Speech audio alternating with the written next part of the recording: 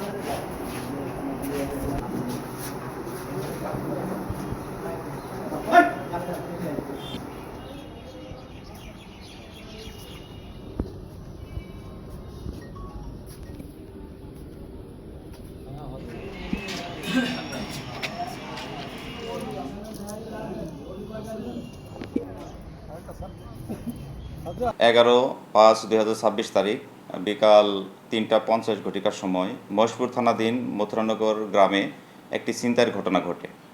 আমরা সংবাদ পাওয়ার পরপরই টিম মহেশপুর সকল অফিসার ফোর্স সহ অভিযানে নেমে পড়ি এবং সিসি ফুটেজ পর্যালোচনা করিয়া আমরা ছিনতাই হওয়ার সময় যে মোটরসাইকেলটি ব্যবহৃত হয় সেটিকে শনাক্ত করতে সক্ষম হই এবং মোটরসাইকেলের মালিককে আমরা আটক করি।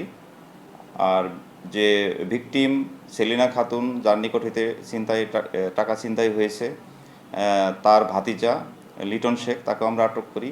তাদের দুজনকে আমরা নিবিড়ভাবে জিজ্ঞাসাবাদ করি। জিজ্ঞাসাবাদের এক পর্যায়ে তারা ঘটনাটি স্বীকার করে। তৎক্ষণাৎ আমরা আসামি আমিনুরের বাড়িতে অভিযান পরিচালনা করিয়া তার দেখানো মতে ছিনতাই হওয়া 6 লক্ষ টাকা আমরা উদ্ধারপূর্বক জব্দ করি।